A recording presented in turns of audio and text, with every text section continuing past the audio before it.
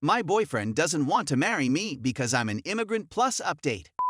7 years ago, I, 29 female, came to the United States as a graduate student from Indonesia to further my education.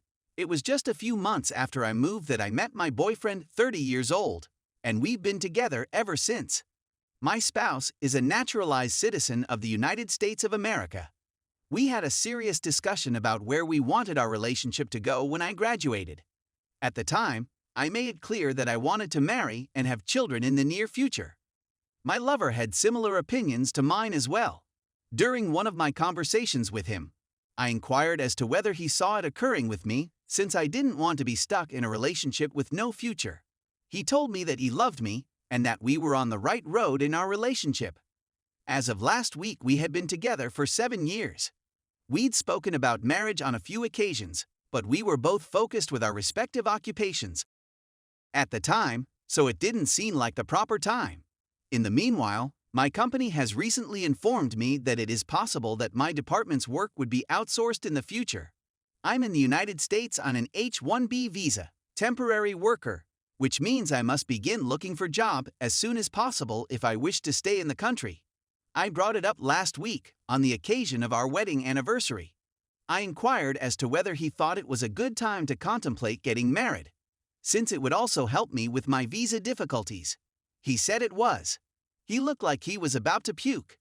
After much interrogation, he finally acknowledged that he didn't plan on marrying me until I was able to get a green card, permanent resident, in the United States. I was devastated. My confusion grew as I realized this was the first time he brought it up. This was due to his desire to avoid being used as a visa mule by me, as well as his want to guarantee that I married him out of love for him, rather than because it was a ticket to remaining in the United States, which can only happen if I acquire a green card. Following some thought, I inquired as to his comfort level with the prospect of relocating to Indonesia with me, which he said he was not at all comfortable with. I was unable to answer appropriately and was forced to leave because I was unable to deal with what had just occurred. I'm still in a daze after what happened. It wasn't until I started seeing him that I realized he was the most attentive, kind, and generous person I'd ever met. I now feel as though I have spent 7 years of my life on pointless activities. As much as I am concerned about visa limits, I did not date him with the intention of turning him into a safety net for my financial situation. I can't believe that after more than a decade of dating, he still has no idea who I am or what I stand for. This relationship seems to be heading to an end, and that is painful to contemplate. It's really painful. Update. Just a few days ago, I shared the story of how my 7-year-old lover refused to marry me because I was an H-1B immigrant and he didn't want to be exploited as a visa mule for the government. I got a large number of positive comments and direct messages, as well as a few trolls, which is to be anticipated on Reddit, haha. I was unable to respond to anybody since the forum had been closed and the post had been removed afterwards due to my low karma account. This update is being submitted in order to achieve this, as well as to provide some additional information that has come to light since then. The version is towards the end. I'm going to respond to some of the points that have been highlighted in the comments. I've been in the United States on an H-1B visa for a little more than 2 years. Following graduate school, I participated in STEM OPT for almost 3 years. I had bad luck with the H-1B lottery, and I only obtained one visa in the last round of applications that I was eligible to submit. Obtaining permanent residency in the United States is not an easy undertaking. My acquaintances have been in the nation for more than 15 years and are still waiting for their permanent residency. Those of you who sent me direct messages labeling me a money digger made me laugh out loud. I am aware of the regulations that apply to supporting a spouse for permanent residence, especially in terms of the financial aspect of the sponsorship. Due to the following considerations, there should not have been a problem. I am a STEM major who has just made the journey from academia to management. I work for a large firm and have a comfortable lifestyle. My spouse works as a teacher, and our earnings are not comparable. He earns around $60,000, whilst I earn over $300,000. For the last 6 years, we've been together. It is our policy to establish a joint account into which we each deposit a percentage of our paychecks to cover living expenses such as rent and power bills. Due to the fact that we do not manage each other's money, the remaining of our money is placed in our own bank accounts. Because I'm a very frugal person, I have a substantial sum of money in the form of savings and investment opportunities. If my partner had been worried about the legal ramifications of financially supporting me for more than a decade, I would have happily addressed the possibility of moving the money. I was even thinking about buying a house, so we might have made it a joint enterprise if we had gotten together sooner. The point is that we could have figured it out on our own if we had wanted to. I've never relied on him for financial support, and I have no intention of doing so in the future.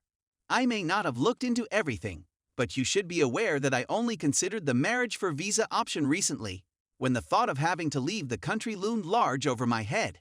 This was not something I had given much thought to before. Concerning my legal standing in Indonesia, I come from a family that is incredibly religious and traditional, and I had a traumatic childhood. My family is not enthusiastic about my career options. As a result of my relocation to the United States, I lost contact with my family, who are thus absent from the photograph. I had a terrific relationship with my BF's family, and they thought the world of me. He is no longer my boyfriend, and that is the truth of the matter. I waited a few days to collect my thoughts before contacting him and expressing my want to talk with him in person. He agreed with me. He eventually revealed himself to be uncomfortable over earning less than I did for a long period of time. His friends have reportedly made fun of our relationship, referring to me as the sugar mama since I am responsible for the bulk of the household expenses. This was something he had never shared with me until tonight. Because our incomes were so dissimilar, he didn't feel like we were on an equal footing, and he started to assume that I was just there to help him get a PR as fast as possible. His acquaintances had tricked him into doubting our connection, and I couldn't believe what I was hearing. During my time in graduate school, I reminded him of the many ways he had assisted me, including providing groceries when I didn't have much money, allowing me to live with him rent-free during my final year of grad school to help me minimize expenses so that I didn't have to take out a loan, and providing permission for me to drive in his car when I went on job interviews.